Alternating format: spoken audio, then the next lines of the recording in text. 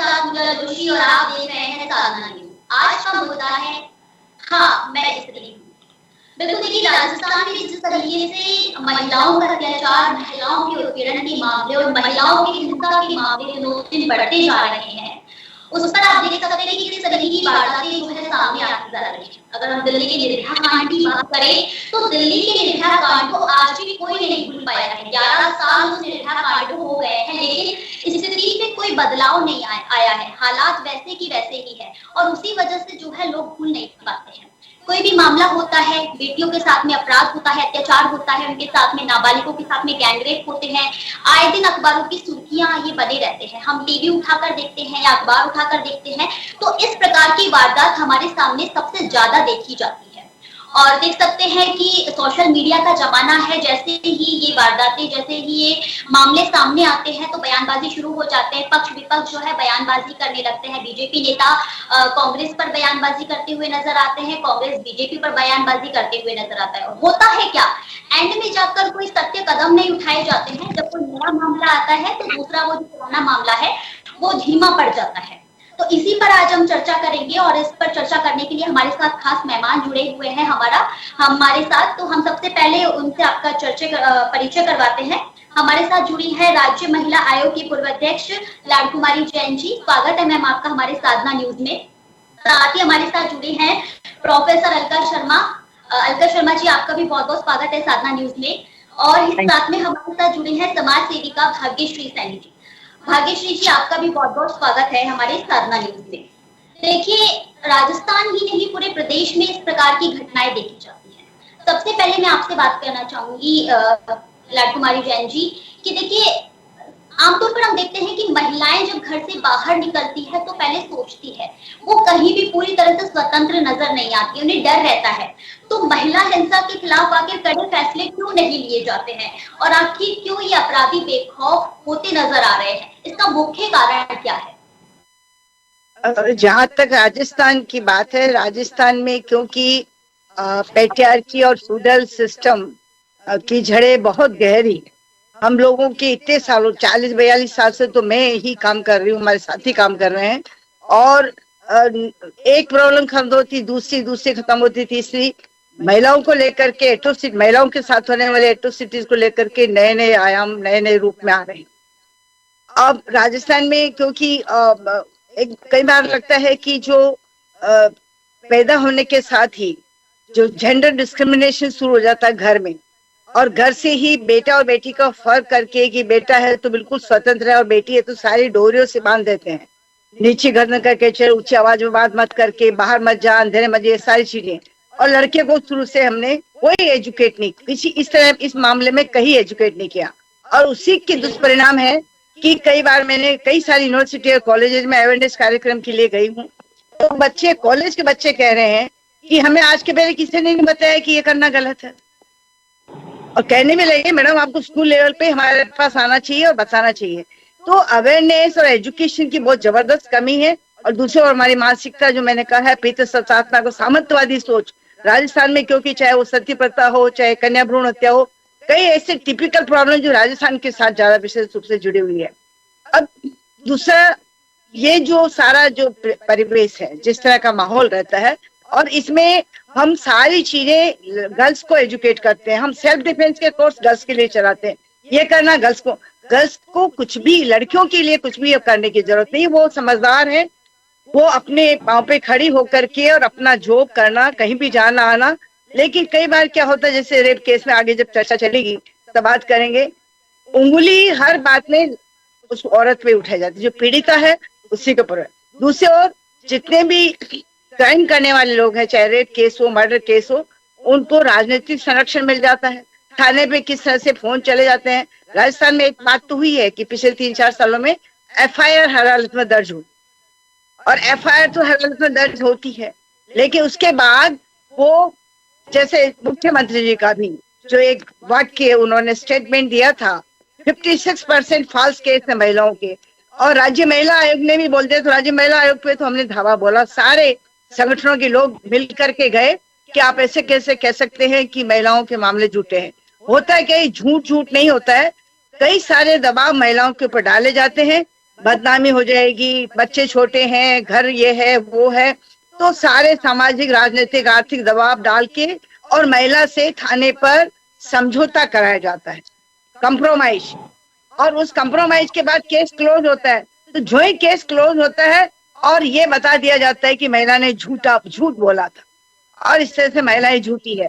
तो ये इस तरह की जो दलीलें आती है, कोई भी महिला बड़ी हिम्मत करके घर से बाहर निकलती है, 4 बार सोचती है, तब वो थाने की दहलीज पे चढ़ती है और उसके बाद उसको इस तरह के ताने सुनने पड़ते हैं। तो केवल एजुकेटेड ग्रामीण महिला ही नहीं, शहर में रहने वाली पढ़ी लिखी महिलाएं भी हिम्मत नहीं करती थाने पे जाने की। तो कई सारे कारण जो है राजस्थान में विशेष रूप से उसके चलते जो हो रहा है। लेकिन एफआईआर दर्ज होने के बाद जो प्रोसीडिंग सारी होनी चाहिए उनमें काफी शिथिलता रहती है और प्रेशर, चारों तरफ के प्रेशर्स होने चाहिए। तो मैं तो कहूंगी कि क्योंकि एजुकेट करने की भी बहुत जरूरत है, स्कूल में कॉलेजेस में जाकर के भी हमने भी चलाया अभियान कि लड़के और लड़की का फर्क तो है, वहीं से हटना चाहिए। क्योंकि लड़कों को हमें ये समझाना पड़ेगा कि you have no right to touch the body of a women और गर्ल।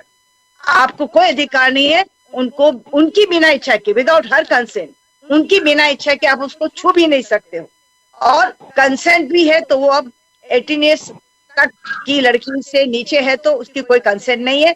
ये भी जो सारे मामले आ रहे हैं, मान के चलते हैं कि महिला की कोई कंसेंट नहीं, 16 से 18, क्योंकि पहले थी, अब 18 कर दिए।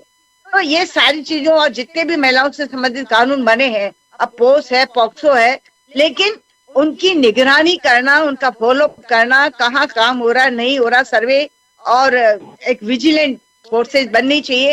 तो राजस्थान में कानूनों का फायदा इसलिए नहीं हो पा रहा है कि नीचे से ऊपर तक जो एक प्रक्रिया है और उस प्रक्रिया में कई पोस्ट पे आदमी नहीं बैठे हैं, कई वो काम नहीं कर रहे हैं, कई उनकी मानसिकता वैसी है। तो मेन कारण जेंडर बाइस है जो जनरली सब जगह है, पर राजस्थान में ये लैंगिक भेदभाव पर आधारित जो ढांचा है वो ज्यादा है और इसीलिए कई बार कह दिया जाता चुप कर बैठना, इतना सी कर दिया तो क्या हुआ।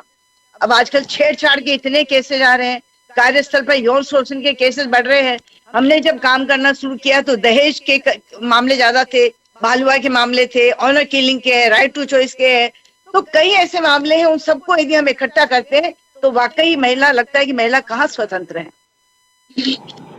बिल्कुल आपने सही कहा कि देखिए महिलाओं के सुरक्षित रहने की हम बात कर रहे हैं और सबसे ज्यादा मेन है हमें लड़कियों के साथ में लड़कों को भी संस्कार देने चाहिए कि हमें हमेशा महिलाओं की, बेटियों की इज्जत करनी चाहिए, क्योंकि वो जब ये संस्कार माता पिता देंगे तो हो सकता है कि महिला अत्याचारों में कमी देखी जाए। साथ ही मैं अलका जी आपसे भी जानना चाहूंगी कि देखिए आप आमतौर पर हम देखते हैं कि जब भी कोई इस प्रकार का अत्याचार का या गैंगरेप्स का या बालिकाओं के साथ में हिंसा का जब भी कोई मामला आता है तो राजनीति इसमें सामने आ जाती है। पक्ष विपक्ष जो है अपनी राजनीति करना शुरू कर देते हैं, बयानबाजी शुरू कर देते हैं, सोशल मीडिया पर मतलब ट्रेंडिंग करना शुरू कर देते हैं। तो ऐसे में महिला अत्याचारों के मामले में क्या राजनीतिक इच्छा शक्ति कमजोर है? अगर है भी तो क्यों है? पूजा जी आपका कहना सही है, ये बात कि राजनीति बहुत हावी हो रही है इन चीजों पे।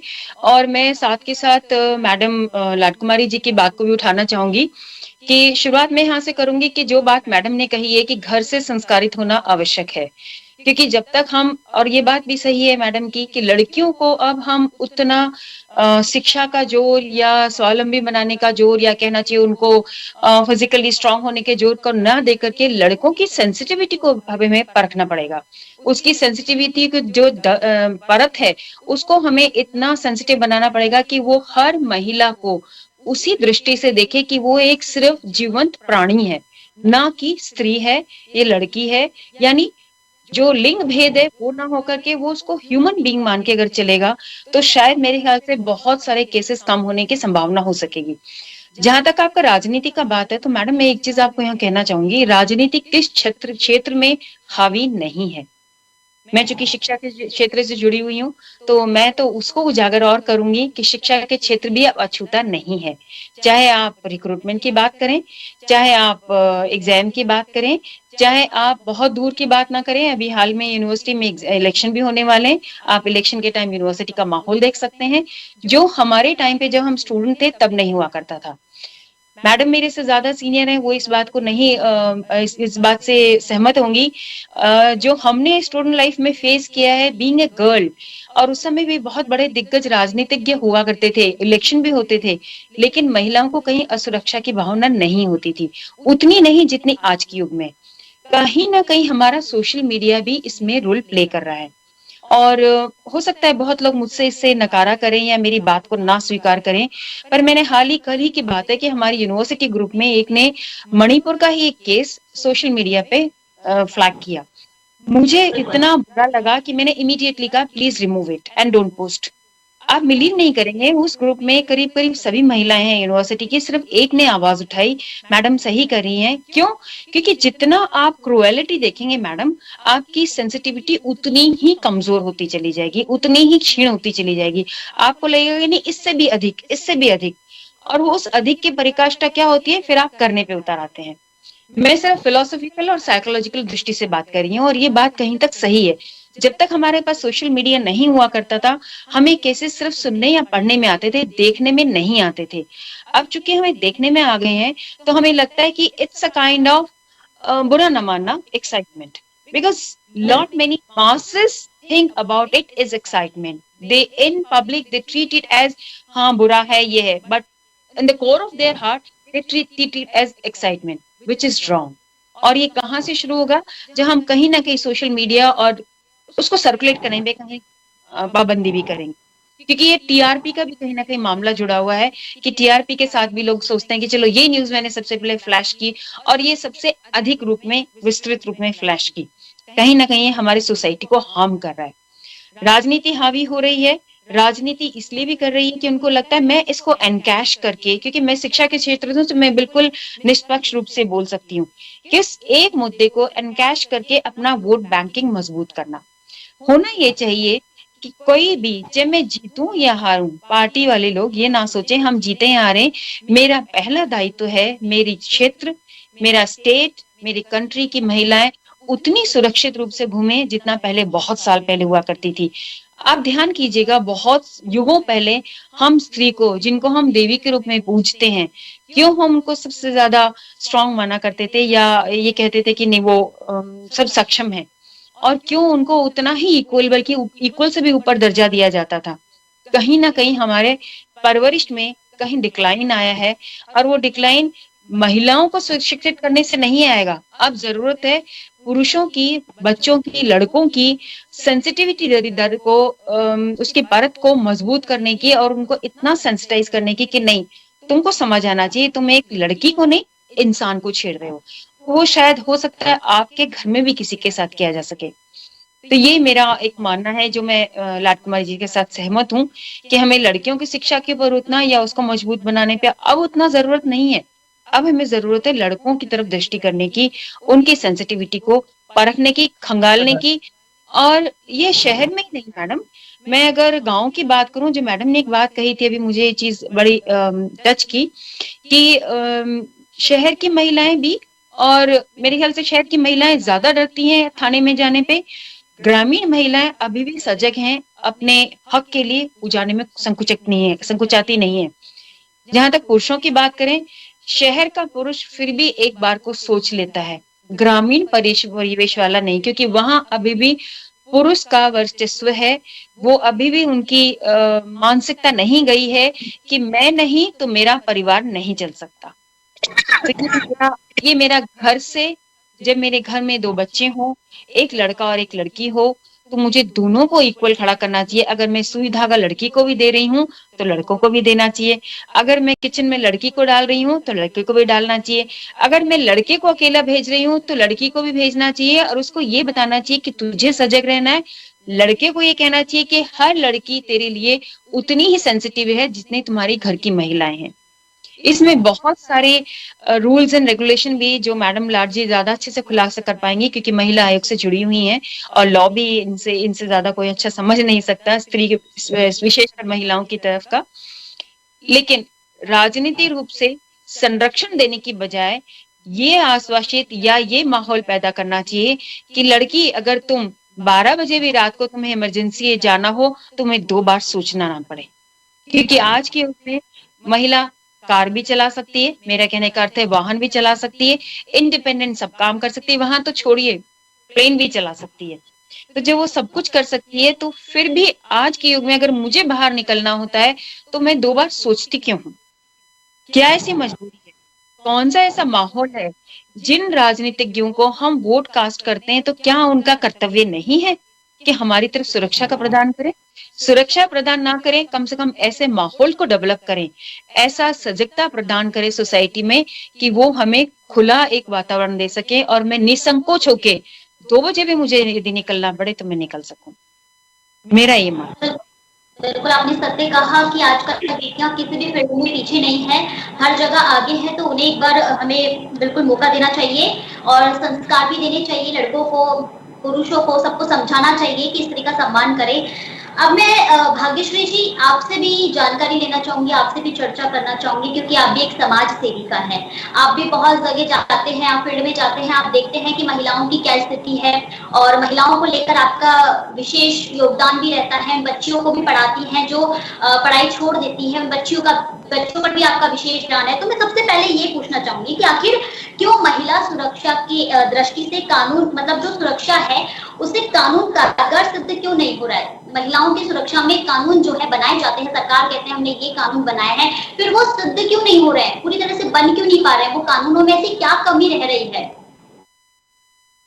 देखिए पूजा, सबसे पहले तो हमारी सोसाइटी में जितनी भी कुरीतियां हैं या जितनी भी ऐसी चीजें हैं जो महिला अपराध या महिला की अस्मिता से जुड़ी हुई हैं, उसमें मुझे लगता है कि कलेक्टिव एफर्ट्स की बहुत ज्यादा जरूरत होती है, वेदर वो ऑर्गेनाइजेशन के लेवल पे हो, सोसाइटी के लेवल पे हो, गवर्नमेंट के लेवल पे हो, लॉ एंड ऑर्डर के लेवल पे हो। लेकिन स्पेशली अगर हम लोग लॉ एंड ऑर्डर की बात करें तो देखिए यहाँ पे अलका जी भी हैं, लाडकुमारी जैन मैम भी हैं, हम सभी को पता है कि हमारे यहाँ पे हमने बहुत सारे कानून बनाए हुए हैं। बचपन से अगर हम लोग बात करें, पॉक्सो है, डोमेस्टिक वायलेंस है, अगर कार्यस्थल पे जाएंगे तो महिला उत्पीड़न के लिए भी कानून है, बाल विवाह के लिए भी कानून है, पोस्को भी है, सारी चीजें हमारे यहाँ पे है। लेकिन फिर भी हम लोग देख रहे हैं कि ऐसी जो ये कृत्य, ये जो घिनौने कृत्य डेली बेसिस पे हम सुनते हैं, वेदर वो मणिपुर की घटना हो, बंगाल की हो या वेदर वो जोधपुर की हो, ये चीजें रुक क्यों नहीं रही है? देखिए लॉ यहाँ पे है, लेकिन लोगों के बीच में पहली चीज अवेयरनेस ही नहीं, लोगों को ये पता ही नहीं है। 2 लेवल पे अगर जिन लोगों को लॉ पता होना चाहिए कि हाँ हमारे संरक्षण के लिए ये चीजें बनी हैं और हम लोग अपने राइट्स के लिए जा सकते हैं, उनमें भी अवेयरनेस का लेवल कम है।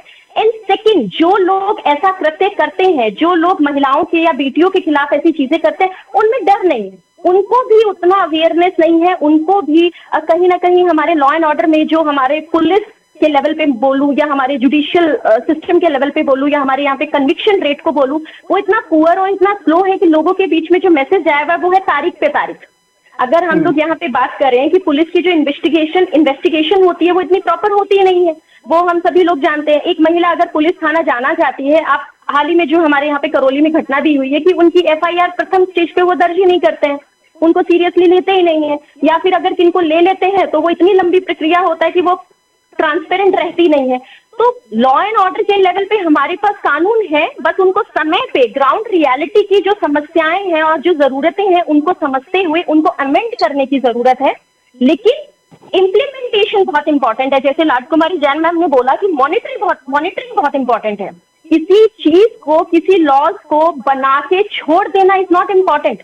जब तक उसका जो इम्प्लीमेंटेशन है वो प्रॉपर नहीं होगा, वो स्ट्रांग नहीं होगा, जितनी भी हमारी इम्प्लीमेंटिंग एजेंसीज हैं या ऑर्गेनाइजेशंस हैं, और वो बहुत ज्यादा ट्रांसपेरेंट नहीं होगा, तब तक हम लोग सोसाइटी में कोई बेहतर मैसेज नहीं देंगे। हमारे यहाँ पे जितने भी केसेस होते हैं और उनकी जो इन्वेस्टिगेशन होती है वो क्या मैसेज देती है? ये जितने भी केसेस हम लोग डेली बेसिस पे सुनते हैं कि NCRP का डेटा आया और राजस्थान प्रथम नंबर पे है, ये तो वो डेटास हैं जो दर्ज किए गए हैं। अभी भी हम लोग जानते हैं कि ग्राउंड रियलिटी पे आधी से अधिक महिलाएं तो आती ही नहीं है, वेदर वो डर के मारे बोले या वेदर उनको सोसाइटी एक्सेप्ट नहीं करेगी या लोग क्या कहेंगे। ये जो लोग कहेंगे वाली जो चीज है ना, वो स्टिल हमारी महिलाओं में है। तो रियल जो डेटा है वो तो हमारे बीच में है ही नहीं, वो डेटा है जो महिलाएं पहुंच जाती हैं। तो अवेयरनेस बहुत इंपॉर्टेंट चीज है, उस पर वर्क करने की जरूरत है। और यहाँ पे जो हमारे बीच में जो बहुत माननीय पैनलिस्ट बैठे हैं, तो उनकी जो बात है उसको मैं कंटिन्यू करना चाहूंगी हम लोग हमेशा बोलते हैं कि बेटा और बेटी के हम लोग बात करते हैं, बेटों के लिए हमने कोई कोड ऑफ कंडक्ट नहीं बनाया, बेटियों के लिए हमने हजारों कोड ऑफ कंडक्ट हम लोग बना देते हैं, ऐसा करना ऐसा नहीं करना। बेटों के लिए भी अब समय आ गया है कि हम लोग बेटों के लिए भी कोड ऑफ कंडक्ट बनाएं। सेकेंड थिंग, हमारे राजस्थान में पेट्रियार्की है, पुरुष और लड़के बड़े खुश होते हैं, उनको ये नहीं समझ में आता कि पेट्रियार्की दो-धारी तलवार है, अगर महिलाओं को खोखला कर रही है तो आप भी उससे अछूते नहीं बचे हैं, वो हम सभी लोग देखते हैं। थर्ड थिंग, अगर हम लोग ये कहा जाता है कि पुरुष प्रधान देश है, फिर स्त्रियां कहाँ, स्त्रियों के लिए क्या है? तीसरी चीज, अगर मैं पुलिस रिफॉर्म की बात करूं तो हमारी पुलिस सेंसिटिव है ही नहीं। अगर एक महिला को पीट दिया जाता है, थप्पड़ मार दिया जाता है, ये हम लोग ग्राउंड रियलिटी पे देखते हैं। और अगर एक महिला हिम्मत करती है, आवाज उठाती है, बुलाती है, तो पुलिस, ये आपका घर का मामला है। मतलब शादीशुदा जिंदगी में थप्पड़ खाना, मार खाना तो एक नॉर्मल चीज है, और आप महिला हैं, आपको ही घर बसाना है, आपको ही एडजस्ट करना है। तो हमारी जो पुलिस है उसको भी पुलिस रिफॉर्म की बहुत ज्यादा जरूरत है, उनको भी सेंसिटिव करने की जरूरत है कि एक महिला जब आती है डरी सहमी घबराई हुई, तो उसको ट्रीट कैसे करना है, उसको डील कैसे करना है उसके केस को। तो ये पुलिस रिफॉर्म की हम लोगों को बहुत ज्यादा जरूरत है। सोसाइटी के लेवल पे लोग क्या कहेंगे उस सोच से बाहर निकलने की जरूरत है, जहाँ पे सोसाइटी में हम लोग, हर जगह पुलिस नहीं पहुंच सकती, हर जगह सरकार नहीं पहुंच सकती। हाँ, पुलिस का और सरकार की पॉलिसीज और पुलिस का डर पहुंच सकता है, लेकिन जो सोसाइटी होती है, जो लोग होते हैं, वो उस घटना पे पहुंच सकते हैं, वो महिला को सेव कर सकते हैं, वो ऐसी घटना से बचा सकते हैं। तो यहाँ पे सोसाइटी का भी बहुत इंपॉर्टेंट रोल है, जहाँ पे हम लोगों को समझने की जरूरत है। एक बात अगर मैं करूँ हमारी जो जुडिशियल सिस्टम की है, कि हमारे यहाँ पे हमारे पास सबूत होते हैं, हमारे पास सारे प्रूफ होते हैं, फिर भी सालों लग जाते हैं। वो चीज क्या मैसेज देती है? जो पीड़िता है उसको तो ये मैसेज देती है कि मेरा जस्टिस डिलीवरी सिस्टम पे कोई यकीन नहीं है, और जो क्राइम करते हैं उनको ये मैसेज देती है कि हमारा कुछ नहीं हो पाएगा सिवाय तारीख पे तारीख। तो बहुत ज्यादा जरूरत है कि ये जितनी भी चीजें होती हैं इनको फास्ट ट्रैक पीडी ट्रायल के तौर पे लिया जाए, और सोसाइटी में एक भय, जो पुलिस का जो मोटो है आम जन में विश्वास, तो आम जन को तो विश्वास हो, लेकिन जो क्रिमिनल हो उनको तो डर हो, उनमें तो वो हम लोग ऐसी एक दो नजीर प्रस्तुत करें कि उन लोगों में वो फियर पैदा हो। एक बात मैं कहना चाहूंगी, हमारे बैक टू बैक हम लोग ये केसेस देख रहे हैं, जैसे जोधपुर में अभी घटना हुई थी, बंगाल में, मणिपुर में, जितने भी टीवी चैनल्स हम लोग देखते हैं, डिबेट चल रहे हैं, और उस डिबेट में हम लोग देख रहे हैं कि राजनीतिक पार्टियां जो है आरोप प्रत्यारोप पे लगी हुई हैं। जो सत्ता पक्ष है वो तो अपनी दलील दे देता है आंकड़े दिखाकर, पुलिस पे थोप के, और जो विपक्ष है वो आरोप प्रत्यारोप पे लगा हुआ है। मैं ये पूछना चाहती हूँ यहाँ पे, क्या महिला अपराध, महिला सुरक्षा का मुद्दा क्या सिर्फ एक महिला का मुद्दा है? क्या ये बीजेपी का मुद्दा नहीं है, कांग्रेस का मुद्दा नहीं है, क्या ये आपका मुद्दा नहीं है, क्या ये समाज का मुद्दा नहीं है, क्या ये अलका जी का, लाडकुमारी जैन जी का, पूजा जोशी का मुद्दा नहीं है? महिला सुरक्षा हम सबका मुद्दा है, फिर इतनी तू मैं क्यों?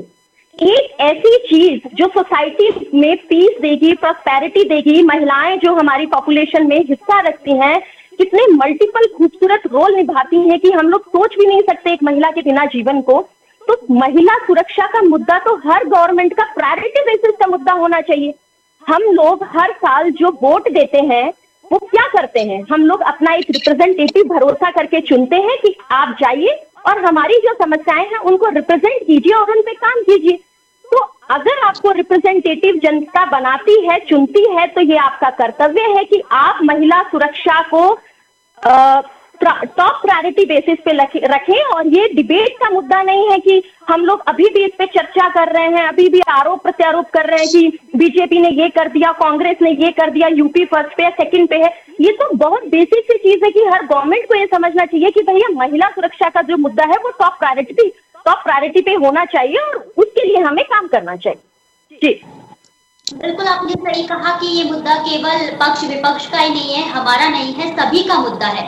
महिलाओं के हित के लिए सभी को बोलना चाहिए, समझना चाहिए और कोई कानून व्यवस्था बना करके इसका साथ देना चाहिए। साथ ही में लाड कुमारी जी आपसे भी जानना चाहूंगी कि जोधपुर की, अगर देखिए जैसा कि अभी बागेश्वरी जी ने बताया कि जोधपुर की घटना ले लीजिए, उदयपुर की घटना ले लीजिए, जोधपुर में किस प्रकार नाबालिग के साथ में रेप होता है, उदयपुर में ले लीजिए, उसके बाद में करौली के हाड़ौती में भी किस प्रकार एक नाबालिग के साथ में रेप होता है, उसके बाद में उसे गोली से, मतलब पहचान छिपाने की वजह से उसे गोली मारकर हत्या कर दी जाती है, उसके बाद में उसे कुएं में फेंक दिया जाता है। तो इस प्रकार के जो मामले हैं वो दिनों दिन बढ़ते जा रहे हैं। आखिर कानून व्यवस्था की भी बात करें और सबसे ज्यादा देखा जाए तो उसका जिम्मेदार कौन है? अब कहाँ गई सरकार? क्या सरकार कब जागेगी जब सबसे ज्यादा ये अपराध बढ़ जाएंगे? हालांकि अभी भी देखा जाता है कि राजस्थान जो है क्राइम की दृष्टि में सबसे ऊपर है, सर्वोत्तम उसको ही देखा जाता है। तो ऐसा क्यों हो रहा है? इसका असल में जिम्मेदार कौन है? देखिए, ये जिम्मेदार की जहां तक बात है, सब लोग जिम्मेदार हैं। जो भी यूनिट्स के ऊपर इनकी रेस्पॉन्सिबिलिटी है महिला सुरक्षा प्रोवाइड, ये कहीं न कहीं तैयारी नहीं है प्रशासन में, सरकार में बैठे लोगों को, और वो मान करके भी नहीं चलते। जब आपका महिलाओं का एजुकेशन का ग्राफ बढ़ रहा है, महिलाएं जॉब में अधिक से अधिक आ रही है, महिलाएं बाहर निकल के अधिक से अधिक आ रही है, तो एक अचंभा वाली बात हो गई कि ये क्यों निकलने लगी। क्या अभी भी वो उम्मीद करते कि पाँव की जुत्ती ही बंद करके बैठी रहेगी वो? तो ये जो महिलाओं का तो माइंड मतलब काफी चेंज हुआ है और वो प्रोग्रेस कर रही है, लेकिन जो माइंड सेट है वो पुरुषों में उस गति से नहीं बढ़ा है। सबसे बड़ा कारण तो ये है। दूसरा, महिला सुरक्षा वास्तव में, मैं जब अपने गांव से 2 बसें बदल करके वनस्थली पढ़ने जाती थी, और कब की बात है, 69-70 की बात, तो न मेरे घर वालों को चिंता होती, ना मेरे को अकेले बस में जाने की डर लगता था। देखिए आज क्या है, हम अपने ग्रांड चिल्ड्रन थोड़ी देर से आएंगे तो चिंता होने लग जाती, भैया कोई ऐसी वैसी बात नहीं हो गई।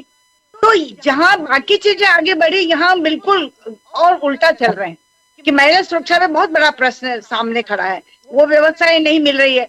लेकिन मैं इतनी सब बातों के साथ एक जानकारी भी देना चाहती हूँ कि 2001 में महिला सलाह एवं सुरक्षा केंद्र, इसी बात को ध्यान में रख करके और महिला संगठनों और पुलिस के बीच में MOU साइन किया था। हमने कहा कि ये सुरक्षा व्यवस्था किस तरह से उपलब्ध होनी चाहिए। आवाज आ रही है? बिल्कुल आ रही है। तो वो महिला सलाह सुरक्षा केंद्र अभी अलका जी, आपका कॉलेज की जब घटनाएं इतनी हुई, और अभी जब सरकार ने जयपुर में 25 नए महिला सलाह सुरक्षा केंद्र खोलने की घोषणा की, और घोषणा ही नहीं की, हो गया, चयन भी हो गया, तो हमने उनमें अशोकनगर थाना मांगा और आदर्श नगर, वो दोनों अब रुआ के पास है, रुआ दोनों जगह के महिला सलाह सुरक्षा केंद्र चलाएगी। इसके पहले भी जयपुर में 5 महिला सलाह सुरक्षा केंद्र है, क्योंकि जानकारियों का भी अभाव है। ये जानकारियां आम लोगों तक पहुंचनी चाहिए कि हर थाने पे महिला डेस्क है, और हर जिले स्तर पर, बल्कि अब तो सर्कल, पुलिस सर्कल लेवल पे महिला सलाह एवं सुरक्षा केंद्र खुल गए हैं, काफी खुल रहे हैं। अपराजिता जैसा one crisis stop management centre जो इंडिया का पहला हमारे जयपुर में खुला है, फैमिली कोर्ट इंडिया का पहला हमारे जयपुर में खुला है। कई सारे कानूनों के ड्राफ्ट बनाने में हम लोगों ने काम किए हैं। राजस्थान का महिला आंदोलन इतना सशक्त रहा है कि सेंट्रल सती का कानून बना, या घरेलू हिंसा का कानून बना, या वो कन्या भ्रूण हत्या वाला जो PCP NDT बना। कई सारी ऐसी चीजें जिसमें यहाँ की महिलाएं बहुत सशक्त तरीके से काम करती रही है। बात यह है कि एक कहीं न कहीं हम अभी भी जगह नहीं पा रहे लोगों को। सरकार वही 2 इलेक्शंस के बीच क्या होता है उसके बारे में कोई चिंता नहीं है। इलेक्शन आएंगे तो जो भाग्यश्री जी ने बोला कि चुनाव, मैंने कहा वो वोट लेने के बाद भूल जाइए कि वो महिला मुद्दा उनकी प्राथमिकता में क्यों नहीं है। जब तक महिला मुद्दा इन सबकी प्राथमिकता में नहीं होगा, क्योंकि उनकी प्राथमिकता तो चुनाव लड़ना, जीतना और राज करना और गुंडों को आश्रय देना। राजनीतिक संरक्षण यदि इन अपराधियों को मिलना बंद आ जाए, no political protection to the criminals, यदि ये काम कर ले कि हम इनको नहीं बचाएंगे, हर थाने पे उस MLA का फोन आ गया, MP का फोन आ गया, पुलिस वाले की तो कोई नहीं है औकात की, वो तो बिल्कुल रफा दफा करने को किसी भी तरह रफा दफा कर देंगे। और आम लोगों को नहीं मालूम है, मुझे नहीं मालूम था 85 में कि ये FR कैसे लगती, क्यों लगती है। और जब फाइलों का सर्वे किया अलग अलग थाने की, खासतौर से पहला महिला थाना जो गांधीनगर का है, और उसमें हमने पढ़ा, तब अगम कुछ शब्द पाया और तब पूछा कि अदम वकू का मतलब क्या है, तब अदम वकू का मतलब यह है कि झूठा पाया गया। तो आप समझौता करवा रहे हो थाने पे दबाव डाल के, और फिर कह रहे हो महिला झूठ बोलती है, तो ये चीज हम बर्दाश्त नहीं कर सकते। महिला अपनी पीड़ा लेके थाने पे आती है, बड़ी मुश्किल से आती है, और उसके बाद उसको ये सुना मिले कि ये तो झूठ बोलती है, फाल्स है, तो ये बड़ी परेशानी है। तो ये देखना पड़ेगा कि सेंसिटिविटी, क्योंकि क्रिमिनल केस में सबसे पहले इकाई थाना होता है, और थाने के बाद ही चालान पेश होता है जब डिस्ट्रिक्ट कोर्ट, हाई कोर्ट और सुप्रीम कोर्ट चलता है। तो वहाँ क्योंकि कितना ही हम कर रहे हैं, लेकिन अभी भी जेंडर बायसनेस पुलिस में, घर समाज में तो आई, पुलिस में ही बैठे लोगों में है, कोर्ट में बैठे लोगों में है, राजनीति में बैठे लोगों में है। और तभी तो क्या मतलब, आप देखिए महिला पहलवानों का मामला देख लीजिए, कार्यस्थल वाला, कितने दिन तक वो लोग धरने पे बैठे। मणिपुर का देखिए, जो वीडियो वायरल हुआ, ऐसे रोंगटे खड़े कर देता है कि क्या हो रहा है ये। इस 75 का जो अमृत महोत्सव नहीं है हमारे लिए, जब बहनों के साथ, महिलाओं के साथ, बेटियों के साथ इस तरह की घटनाएं होती है और झूठ नहीं रहती है। मतलब 90 डेज हो जाएंगे मणिपुर की घटना को, और दो ग्रुप को झगड़े लड़ाए जा रहे पॉलिटिकल लीडर्स, चुनाव में कौन किसका फायदा कर सकता है। मतलब मणिपुर को देख के लगता है कि गुजरात का जो बोरा कांड हुआ वो वैसा नहीं हो जाए। तो हमें आज हर वक्त हर दिन ये चिंता बनी रही, लेकिन महिलाओं को टूल बनाना, महिलाओं को इंस्ट्रूमेंट बनाना, ये राजनीतिज्ञों का काम हो गया। वो सबसे ज्यादा किस पर घात डालते हैं, किस पर हमला करते हैं, महिलाओं पर। किसी क्या बदला लेना है तो उसके घर की बहू बेटी के साथ छेड़छाड़ करो, किडनैप कर दो, रेप कर दो। तो महिलाओं को टूल बना रखा है। इसलिए महिला एक और तो महिलाओं को मजबूत बनाना बहुत जरूरी है कि हर तरह से चौकन्ना रहना, मजबूत रहना, किसी के बहकावे में नहीं आना। हमारी लड़कियों को सबको हम कहते रहते हैं। और दूसरी ओर जो इस तरह के दरिद्री करने वाले हैं, जो इस तरह के अपराध करने वाले हैं, उस अपराध पे लगाम लगने के लिए हम कभी कभी बड़ा विचार आता है कि इतने प्रयास करने के बावजूद, और कई फील्ड में काम करते इतना तो पता नहीं कहां से कहां पहुंच जाता, लेकिन ये महिला सुरक्षा का मामला एंड ही नहीं हो रहा है। आए दिन घटा क्या हो रहा है, किस तरह के कमेंट करते हैं जो पॉलिटिक्स में बैठे हुए और आम लोग। दिल्ली का एक रेप केस, जिसको मैं नाम नहीं ले रही हूँ, लेकिन उसमें रेपिस्ट की तरफ से बोला जाता है कि महिला से पूछिए आप कि वो रात को वहां क्या कर रही थी। Who are you to asking me this question. इस संविधान ने स्वतंत्रता आजादी सबको दी, मुझे भी दी, तुम्हें भी दी, पर तुम गुंडागर्दी करने रात को क्यों निकलते हो, हम भी पूछे तुमसे। फिर उसके ड्रेस पर देंगे, ये ड्रेस ऐसी पहनती इसलिए आमंत्रित कर, मतलब रेप को आमंत्रित करती उसकी ड्रेस। तो फिर बुरके में रहने वालों के साथ रेप क्यों होता है? जो खेत खलिहानों में घाघरा लुगड़ी पहनती, पूरे कपड़े पहनती, उनके साथ रेप क्यों होता है? अरे 6 महीने के बच्चे के साथ रेप, इधर 80 साल की औरतों को नहीं छोड़ते। क्या हो रहा है यहाँ? उम्र, ड्रेस, जाति, संस्कृति कुछ नहीं है, सब जगह सबके साथ इस तरह का हो रहा है। तो बिल्कुल मतलब अनियंत्रित हो गया है।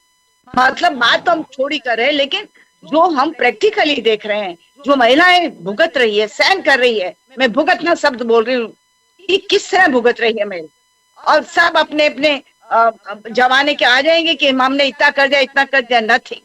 इसलिए ये पूरा जो तंत्र है, जैसा लगता है कई बार सड़ा हुआ हो गया है, और नया तंत्र हमें कैसे शुरू करना है। तो वो परिवार में बच्चों को संस्कार देने से कि अब लड़कियों को सब बताना बंद करो, लड़कियों के बजाय लड़कों को कहना शुरू करो कि तुम्हारा ये अधिकार नहीं है और ये अधिकार है। क्योंकि बेफिक्री से बैठे, अरे छोरा है साहब कुछ भी कर सकता है, अरे छोरा है। और सन प्रेफरेंस की बात हमारे यहाँ जो कन्या भ्रूण हत्या इतनी होती है, क्योंकि सन प्रेफरेंस एक बेटा तो होना ही चाहिए, बेटी बिना काम नहीं चलेगा। अरे 6 साल के लड़के को एक 18 साल की लड़की के साथ की नहीं, तो लड़के को लिए बनानी चाहिए, वो बेचारी उसकी सुरक्षा करेगी, क्या वो बच्चा उसकी करे? ये मानसिकता है। तो वाई हर जगह पर औरत के साथ एक लड़के की, मेल की प्रेजेंस जरूरी है?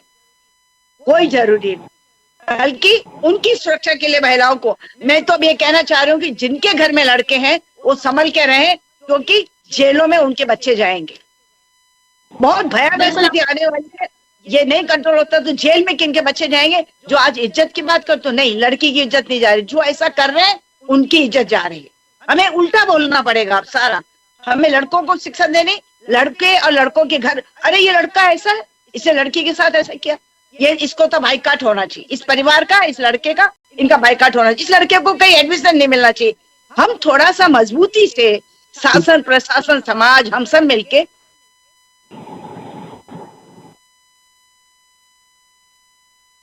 बिल्कुल, देखिए जैसा लाडकुमारी जैन जी ने बताया कि बेटियों की सुरक्षा की जब बात आती है तो सब पीछे रहते हैं। आज बेटियों की स्थिति को देखकर सबसे ज्यादा परिजन जो है माता पिता है, उनका दिल जो है झकझोर होते हुए सामने आ रहा है। मतलब कि माता पिता सबसे ज्यादा पीड़ित है।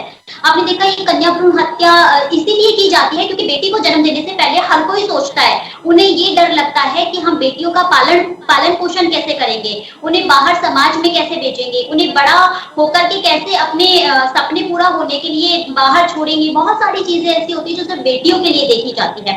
अलका जी, मैं आपसे जानना चाहूंगी कि महिला अपराध को रोकने के लिए क्या सख्त सजा ही काफी है या कोई ऐसा कठोर कानून जिससे कि इस प्रकार के मामले घटित ना हो, बहुत कम देखे जाए, कम ही क्यों बिल्कुल ही खत्म हो जाए, महिलाओं को कहीं ना कहीं इस शोषण से, इस अत्याचार से, इस अपराध से मुक्ति मिले।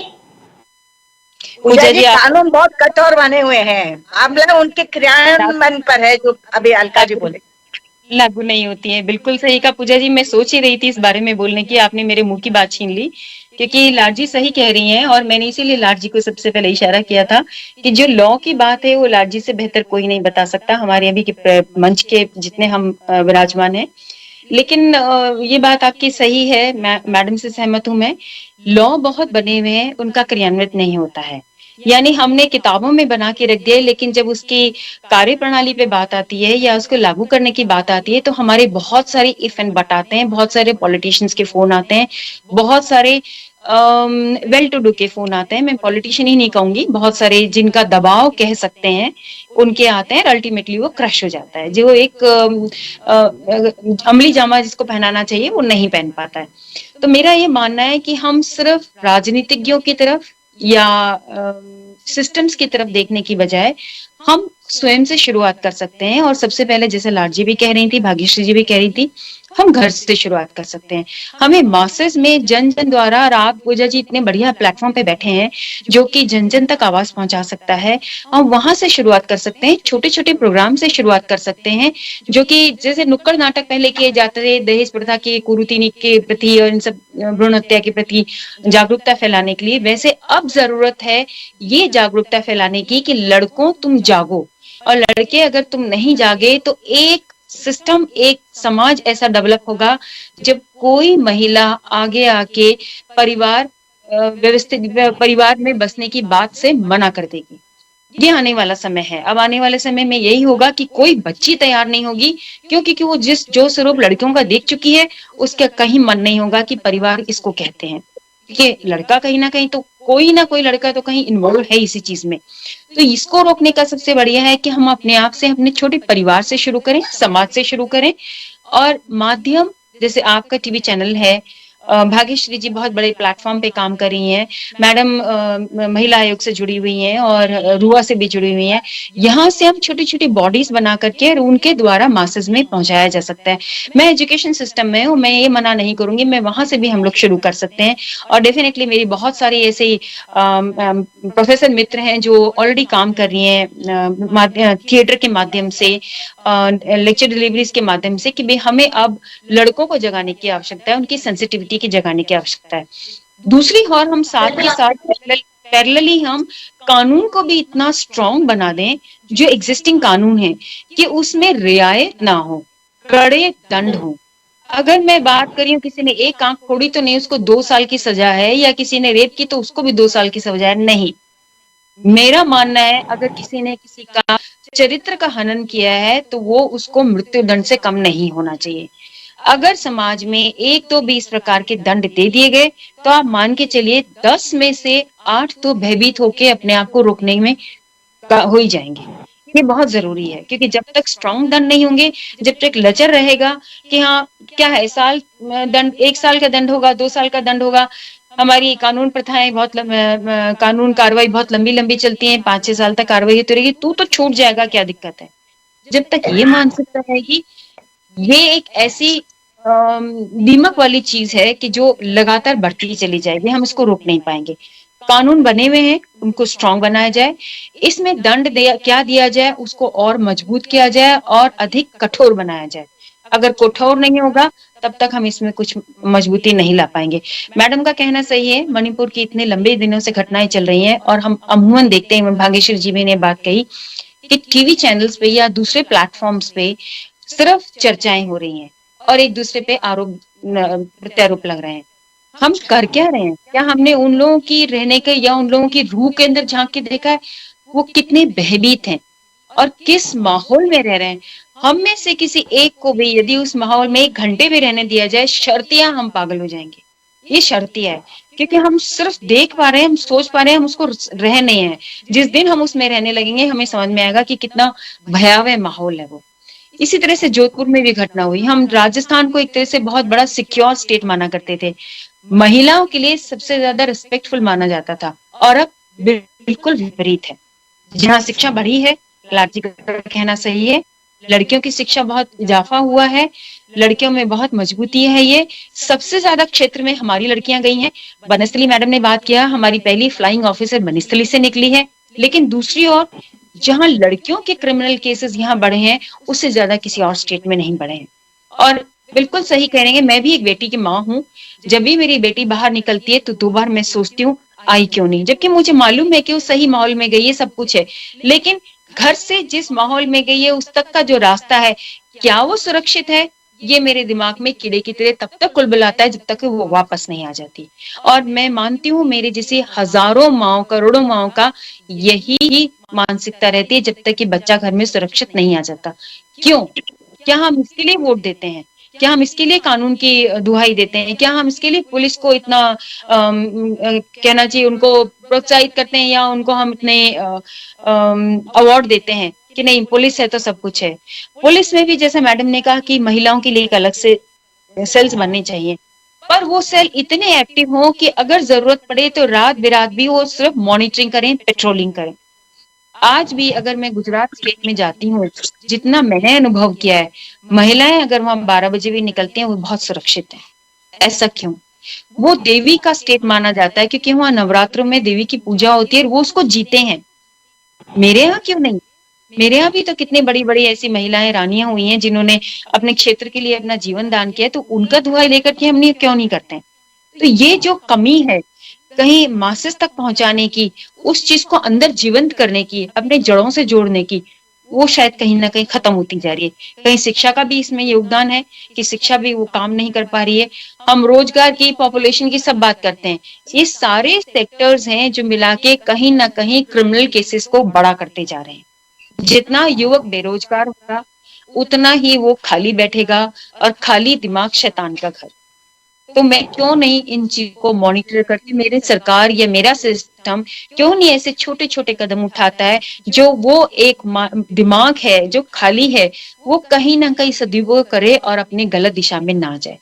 एनर्जी है यूथ में, उसको चैनलाइज करने की जरूरत है। मैं उसको डीचैनलाइज करके कहीं गलत जगह यूज करूं, या मैं इसको चैनलाइज करके देश के हित में यूज करूं, वो आप पे और हम पे निर्भर करता है। और जब हम आप और हम की बात करते हैं तो ये पूरा सिस्टम है, समाज है, राजनीतिज्ञ हैं, जिन्होंने लॉ बनाए वो हैं, जो इसको लागू करते हैं वो हैं, जो उनकी रक्षा करते हैं वो हैं। हम सब जुड़े हुए हैं इससे। बिल्कुल, आपने एक बहुत अच्छी बात कही है, जो नियम वाली बात थी, मृत्यु दंड वाला, वो नियम उस काल की अगर हम बात करें तो आप भी जानते हैं, हम भी जानते हैं कि महाभारत क्यों हुई थी। भरी सभा में जिस प्रकार द्रौपदी को निर्वस्त्र किया गया था, उसी को लेकर ये महाभारत हुई, उसी को लेकर ये युद्ध हुआ। जब उस काल में स्त्रियों का इतना सम्मान किया जाता था, उसको देवी माना जाता, तो आज क्यों नहीं? अगर कोई भी आरोपी प्रकार की वारदात करता है, इस प्रकार की घटना करता है, तो उससे बिल्कुल मृत्यु दंड ही दिया जाना चाहिए, ताकि उसके परिवारजन जो है या फिर इस प्रकार का जो भी व्यक्ति है जो आरोपी है अगर करता है, तो उसे एक बार ये जरूर आएगा कि मैं इस प्रकार की वारदात करूंगा तो मेरे परिवार का बाद में क्या, मैं बच नहीं पाऊंगा, मुझे मृत्यु दंड मिलेगा। तो हो सकता है इस पर अंकुश लगाया जा सकता है। बिल्कुल, देखिए ये विषय ऐसा है। एक चीज मैं जोड़ना चाहूंगी, जैसे भी आपने कहा कि, और मैंने बात रखी थी कि किसी लड़के ने अगर गलत काम किया और अगर उसको मृत्युदंड दिया जाता है, तो मान के चलिए हर बच्चे के माँ बाप हैं वो कहीं ना कहीं ये डरेंगे कि कल को मेरा लड़का कहीं गलत रास्ते में नहीं चला जाए, उसको ये सजा मिल जाए, मैं मेरे अपना पुत्र को ना खो पाऊं। तो वो उसको वहां से उतनी ही गंभीरता से बात लेकर के उसको समझाने की कोशिश करेगी। जब तक हम दंडित नहीं करेंगे, समाज में एक भय भी जरूरी है, तो जब तक ये सुधार नहीं होगा। बिल्कुल, वैसे तो ये बहुत बड़ा चर्चा का विषय है, इस पर तो जितनी बातें की जाए उतना ही कम है, बस समय का भाव है, अभी समय को देखते हुए हमें अभी बिल्कुल और भी काफी सारे बुलेटिन हमने भी देखना होगा। तो बहुत बहुत धन्यवाद लाड कुमारी जी आपका हमारे साथ इस कार्यक्रम में जुड़ने के लिए और साधना न्यूज में जुड़ने के लिए। साथ ही अलका जी आपका भी बहुत बहुत धन्यवाद और भाग्यश्री जी आपका भी बहुत बहुत धन्यवाद साधना न्यूज में जुड़ने के लिए। और हाँ, मैं स्त्री हूँ इस कार्यक्रम में पार्टिसिपेट करने के लिए और स्त्रियों के हित के लिए बात करने के लिए। आगे भी बने रहिए साधना न्यूज। Thank you.